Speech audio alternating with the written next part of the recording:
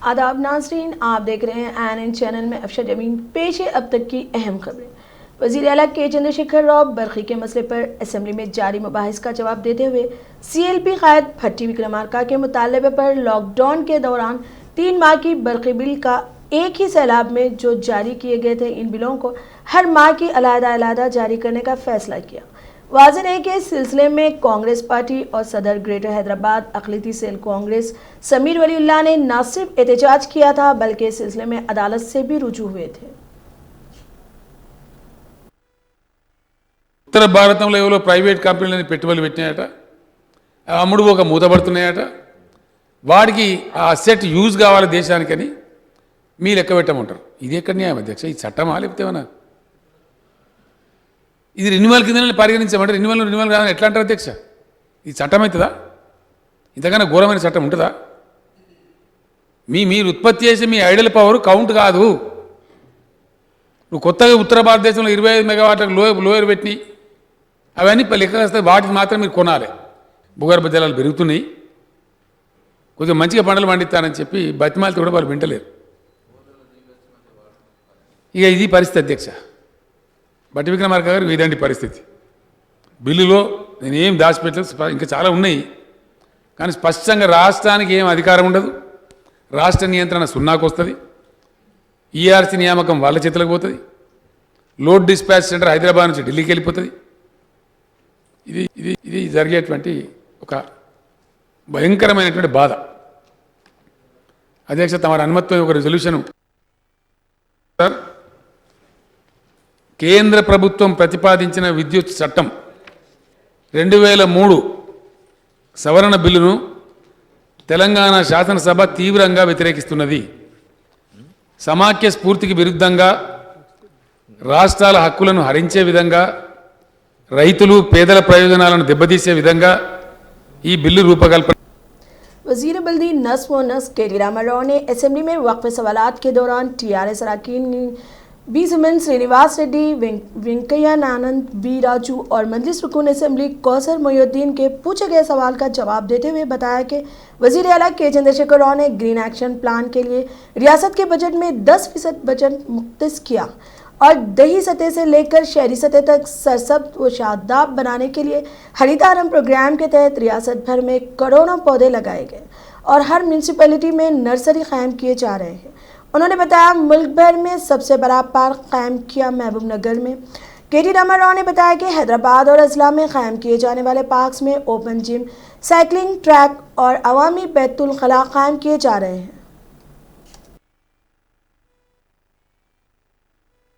Green budget మనం budget pass చేసే సందర్భంగానే 10% బడ్జెట్ను గ్రీన్ బడ్జెట్ కేటాయించుకొని ఒక గ్రీన్ యాక్షన్ ప్లాన్ రూపొందించుకొని పట్టణ హరిత ప్రణాళిక రూపొందించుకొని ఈరోజు ఒక కల్చర్గా మారింది అధ్యక్ష. హరితహారం అనే కాన్సెప్టు ఈరోజు నరనరన ప్రతి పౌరుడికి, అది పల్లెలో ఉండే పౌరులు కావచ్చు, పట్టణంలో ఉండే పౌరుడు కావచ్చు, వారు ధనిక లేదా బీద అనే తారతమ్యం లేకుండా, చదువుకున్నవారు చదువుకోని వారు అనే తారతమ్యం లేకుండా, మనం వర్షాకాలం వచ్చిందంటే హరితహారం కార్యక్రమం ఉంటుంది, తప్పకుండా కోట్ల మొక్కలు మరి పెట్టాలి అనే ఒక కల్చర్ ఈరోజు తెలంగాణలో డెవలప్ అయిందంటే ఖచ్చితంగా దానికి ఆద్యులు గౌరవ ముఖ్యమంత్రి కేసీఆర్ గారు అనే మాట ఈ సందర్భంగా నేను విజ్ఞప్తి చేస్తా ఉన్నాను అధ్యక్ష. కేవలం డబ్బులు పెట్టడమే కాదు అధ్యక్ష, కేవలం ప్రోగ్రాం ఇవ్వడమే కాదు, దానికి సంబంధించిన చట్టం తీసుకొని రావడం, ఆ చట్టంలో స్పష్టంగా 10% పెట్టాలని చెప్పడం, బడ్జెట్ గ్రీన్ యాక్షన్ ప్లాన్ పెట్టాలని చెప్పడం, 85% మొక్కలు బతకాలి, బతకపోతే కౌన్సిల్. रियासती वज़ीर श्रीनिवास गौर ने ऐवान असेंबली को बताया कि वज़ीर आला के चंद्रशेखर राव की हिदायत पर पूरी रियासत में तालाबों और झीलों को सयाहती मराकज़ के तौर पर फ़रोग़ दिया जा रहा है ताकि तेलंगाना की तहज़ीब को उजागर करते हुए रोज़गार के मज़ीद मौक़े फराहम किए जाएँ। इस वक्त पहली तरजीह टेम्पल टूरिज़म और एक्वाकल्चर टूरिज़म है। नागार्जुना सागर, मिड माइनोर, पोचम पाट और पालमोर रंगारेड्डी प्रोजेक्ट सेरे फहरिस्त है। ప్రారంభ దశలో ఉన్నాయి, వీలైన తొందరలో తయారు చేస్తాం అధ్యక్ష. మిడ్ బానేర్ దగ్గర కూడా తొందరలోనే అక్కడ బోటింగ్ కూడా ఏర్పాటు చేస్తున్నాం అధ్యక్ష. ఇవే కాకుండా ఈ రాష్ట్రంలో ఉన్నటువంటి ప్రతి ఇరిగేషన్ ప్రాజెక్ట్, ఇటు పాలమూరు రంగారెడ్డి జిల్లా ప్రాజెక్టు ద్వారా కూడా ఏర్పడినటువంటి కరీంనగర్ రిజర్వాయర్ కావచ్చు, వట్టెం కావచ్చు, ఉదండపూర్ కావచ్చు, ఆ రిజర్వాయర్ల దగ్గర కూడా ఇప్పుడే ప్రారంభమైనాయి. టూరిజాన్ని కూడా ఎట్లా డెవలప్ చేయాలని చెప్పి ఇప్పుడే దాన్ని కూడా ప్లాన్ చేస్తున్నాం అధ్యక్ష. రెండవ ప్రశ్నకు సమాధానం అధ్యక్ష, లేదు సార్. కానీ ఈ రాష్ట్రంలో ఉన్నటువంటి సరస్సులు, చారిత్రాత్మక కట్టడాలు ఇవన్నిటి కూడా ఒక సర్క్యూట్ని ఏర్పాటు చేసి దాన్ని ప్రపోజల్ తయారు చేయాలని చెప్పి చేస్తున్నాం అధ్యక్ష.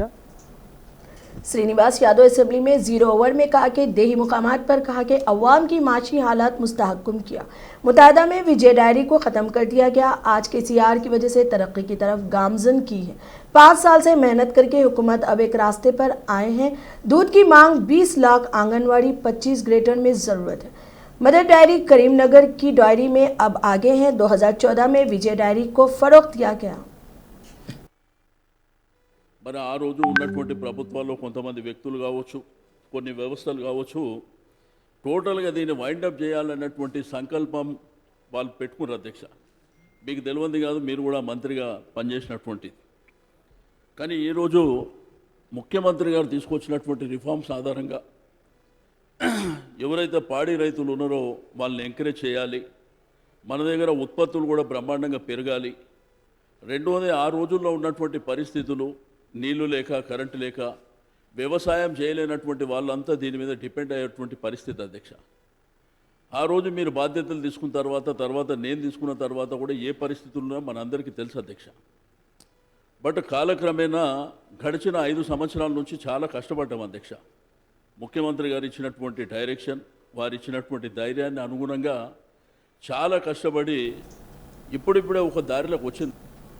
जगदीश्वर रेड्डी असेंबली में जीरो ओवर के दरमियान कहा कि तेलंगाना रियासत के क़याम से कबल आंध्र प्रदेश कायदीन ये कहते थे कि तेलंगाना तारीख हो जाएगा, लेकिन तेलंगाना रियासत के क़याम के बाद बरक़ी की पैदावार पर तवज्जो देकर इसकी पैदावारों में चीफ मिनिस्टर के चंद्रशेखर राव ने रिकॉर्ड पैदा किया, जिसकी वजह से आज शहरियों को 24 घंटे बरक़ी सरबराह की जा रही है. अब तमाम शोबाजात में बरक़ी की सरबराही यकीनी हो चुकी है. उन्होंने कहा कि श्रीसैलम पावर प्लांट का हादसा अफसोसनाक है. हुकूमत इसका संजीदगी के साथ जायज़ा ले रही है ताकि इस तरह के वाक़यात का दोबारा आयदान ना हो. విద్యుత్ రంగంలో చాలా తక్కువ సమయంలోనే అద్భుత విజయాలు, అనితర సాధ్యమైన అనేక రికార్డులను సాధించి అన్ని రంగాలకు 24 గంటల నాణ్యమైన విద్యుత్తును సరఫరా చేస్తున్న ఏకైక రాష్ట్రంగా తెలంగాణ రాష్ట్రం యావత్ దేశం ముందు సగర్వంగా నిలబడింది. తెలంగాణ రాష్ట్రం ఏర్పడక ముందు విద్యుత్ పరిస్థితి ఎంత ఘోరంగా ఉండేదో తలుచుకుంటే నేటికి బాధ కలుగుతుంది. నాడు నిత్యం కరెంటు కోతలు, పవర్ హాలిడేలు అమలయ్యాయి. హైదరాబాద్ నగరంలో రోజు 2 గంటల నుంచి 4 గంటలు, పట్టణాల్లో 6 గంటలు, గ్రామాల్లో 12 గంటలు విద్యుత్ కోతలు అమలయ్యేవి. పరిశ్రమలకు వారానికి 2 రోజులు పవర్ హాలిడేలు ఉండేవి. కావలసినంత కరెంట్ లేకపోవడంతో పరిశ్రమలు పెద్ద ఎత్తున మూతపడ్డాయి. కరెంటు కోసం పారిశ్రామికవేత్తలు నిత్యం ధర్నాలు చేసేవారు. హైదరాబాద్లో పరిశ్రమలు పెట్టాలంటే భయపడే వాతావరణం ఉండేది. వ్యవసాయానికి 2-3 గంటల కరెంటు కూడా అందకపోవడంతో పంటలు ఎండిపోయి, భూగర్భంలో నీళ్లున్నా తోడుకునేందుకు కరెంటు లేక చేతికొచ్చిన పంటలు కళ్ళెదుటే నాశనం అయ్యేది. లో వోల్టేజీ సమస్యల వల్ల నిత్యం మోటార్లు కాలిపోయేవి, ట్రాన్స్ఫార్మర్లు పేలిపోయేవి. నష్టపోయిన రైతులు ఆత్మహత్యలు చేసుకునేది. తెలంగాణ రాష్ట్రం ఏర్పడిన తొలినాళ్ళలో కూడా ఈ దుస్థితి కొనసాగింది. रुकन असेंबली श्रीधर बाबू रेड्डी असेंबली में कहा कि यूनिवर्सिटियों को मुस्तहकम करना नॉन टीचिंग स्टाफ फंड्स हुकूमत फराहम करे. सरकारी यूनिवर्सिटियों में स्कॉलरशिप दो, तलबा में एतमाद बहाल करें. यूनिवर्सिटी सेंटर्स में मुल्क का मुस्तकबिल है. हुकूमत यूनिवर्सिटियों पर संजीदगी का मुतालबा किया.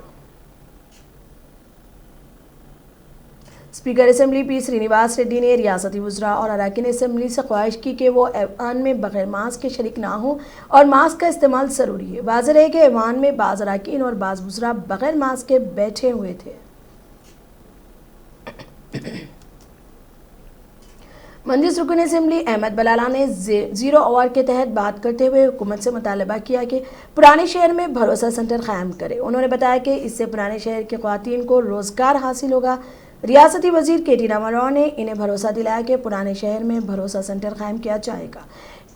एक मजलिस रुकन असेंबली कौसर मयूद्दीन ने जिन सफ़ेद राशन कार्ड्स बगैर किसी इतला के मनसूख किए इसे जारी करें. इनके अलावा मोहम्मद मौज़म खान ने इनके हल्का असेंबली बहादुरपुरा में हफ्ते में 1 बार पानी सरबराह करने की शिकायत की.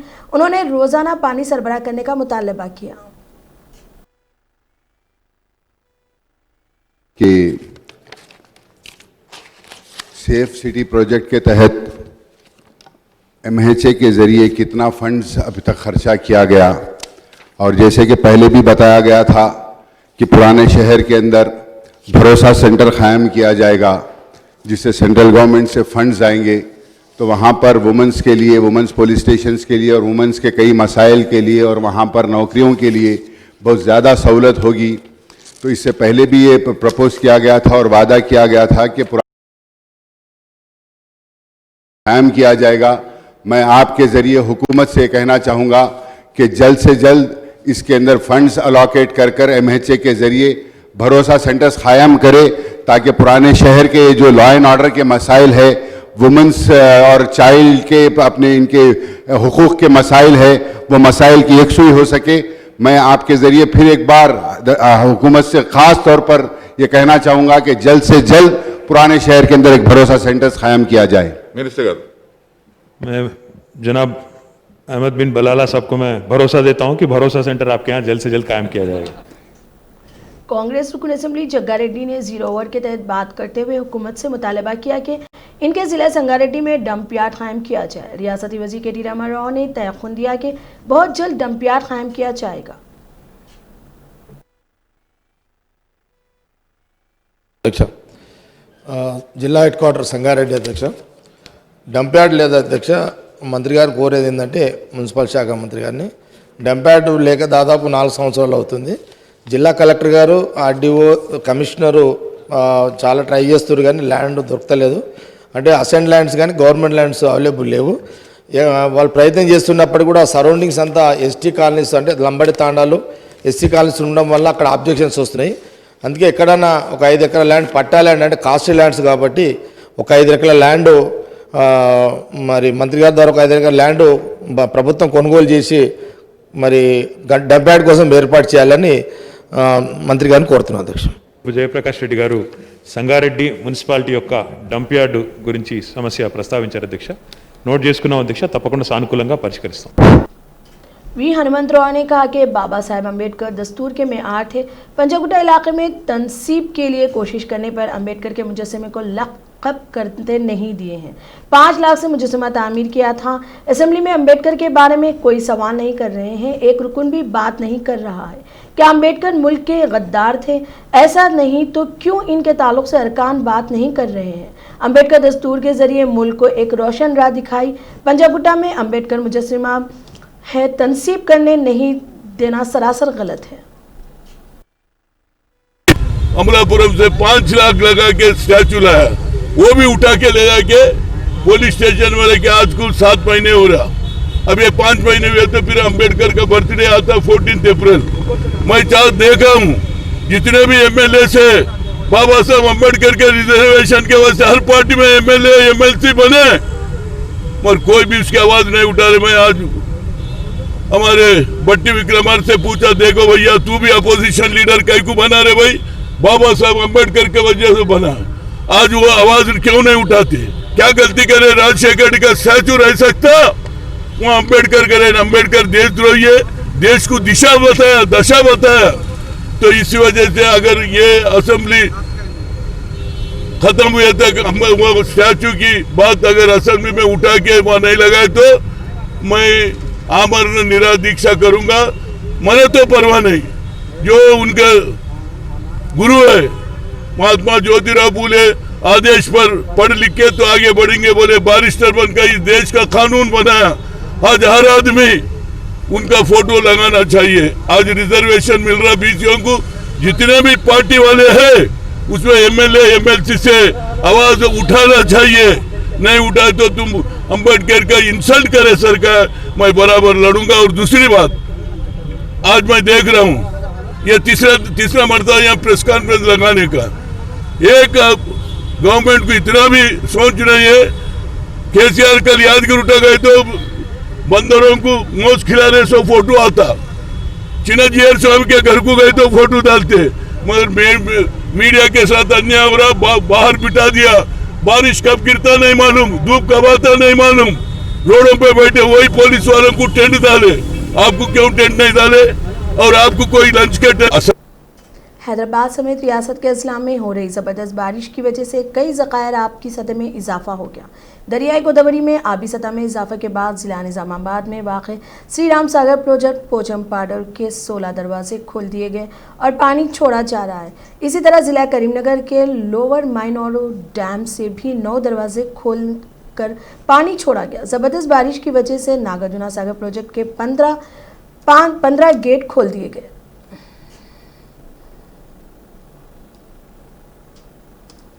तेलंगाना में एक बार फिर कोरोना के केसेस में इजाफा हो गया है। पिछले 24 घंटों के दौरान रियासत में मुतासरीन की तादाद 2058 हो गई है। इसी तरह बाहैसियत मजमूई तादाद 1,60,571 हो गई है। रियासत में गुज़िश्ता 24 घंटों के दौरान कोरोना से 2 अमवात हुई हैं, जिसके बाद अमवात की तादाद 984 हो गई है। 24 घंटों के दौरान इस वायरस से 2180 मरीज रुबैया सेहत हुए, जिसके बाद रुबैया सेहत होने वालों की तादाद 1,29,187 हो गई है। जीएचएमसी हदूद में सबसे ज़्यादा 277 मामला दर्ज किए गए हैं, जिसके बाद ज़िला रंगारेड्डी में 183, करीमनगर ज़िले में 135, वरंगल अर्बन ज़िले में 108 और सिद्दीपेट ज़िले में 106 मामला दर्ज किए गए हैं। बकाया मामला रियासत के दीगर अजला में दर्ज किए गए।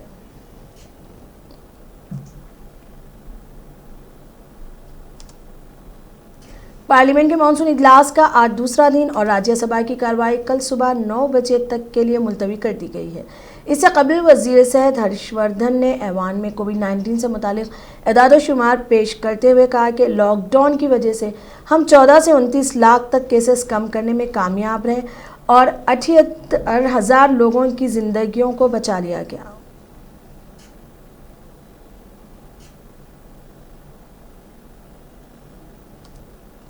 हुकूमत के जवाब पर हज़ब इख्तिलाफ की जानिब से शदीद तनकीद की जा रही है और राहुल गांधी ने भी इस मामले पर मोदी हुकूमत पर निशाना लगाया है।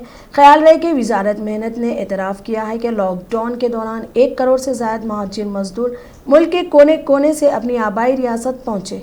कोरोना वबा के दौरान पीर के रोज़ पार्लियामान के मानसून इजलास के पहले दिन वजारत से पूछा गया था कि क्या हुकूमत के पास महाजिर मजदूरों की आबाई रियासतों में वापसी के बारे में कोई डेटा मौजूद है। अपोजिशन ने इस सवाल में ये भी पूछा था कि क्या हुकूमत को मालूम है कि इस अरसे में बहुत से मजदूरों की जान चली गई थी और क्या हुकूमत के पास इनके बारे में कोई तफसीलात हैं। अलावा अजीम ये सवाल भी पूछा गया था कि क्या ऐसे ख़ानदानों को माली इमदाद या मुआवजा दिया गया है। इन सवालात के जवाब में मरकज़ी वज़ीर मेहनत संतोष कुमार गंगवार ने अपने तहरीरी जवाब में कहा कि इस तरह के एदाद-ओ-शुमार को दर्ज नहीं किया गया है। ऐसी सूरत हाल में मुआवजा देने का कोई सवाल ही पैदा नहीं होता। सुशांत सिंह राजपूत की मौत की जांच में ड्रग्स एंगल सामने आने के बाद बॉलीवुड को निशाना बनाने वालों पर समाजवादी पार्टी की राज्यसभा रुकन पार्लियामेंट जया बच्चन ने तनकीद की। एसपी रुकन पार्लियामेंट ने बीजेपी के रुकन पार्लियामेंट रवि किशन पर बाल तौर पर तनकीद करते हुए कहा कि जिस थाली में खाया इसी में छेद कर रहे हैं। दरअसल पार्लियामेंट के मानसून इजलास के पहले दिन रवि किशन ने लोकसभा में नशा और अशिया का मौजू उठाया। यूपी वाक़े गोरखपुर से बीजेपी रुकन पार्लियामेंट रवि किशन ने पीर को दावा किया कि पड़ोसी मुल्क चीन और पाकिस्तान हिंदुस्तान की नौजवान नस्ल को बर्बाद करने के लिए नशीली अशिया की स्मगलिंग कर रहे हैं और इस नशे के इस जंजाल में बड़ी तादाद में फिल्म इंडस्ट्री के लोग भी शामिल हैं। रवि किशन के इस दावे पर समाजवादी पार्टी की राज्यसभा रुकन पार्लियामेंट जया बच्चन ने ऐवान में सख्त रद्द-ए-अमल जाहिर किया है। आवाज नहीं आएगी, क्लियर नहीं आएगी, मैं साफ कर दूंगी। ठीक है, वो नहीं आ पा रही, कुछ सर प्रॉब्लम है? मेरा नाम जया बच्चन है, मैं राज्यसभा से बोल रही हूँ। सर मैं आज इतना बढ़िया पर्सनालिटी, सुंदर पर्सनालिटी दिख रहे हैं, तो क्या नाम का क्या नाम पूरा देश में फेम है।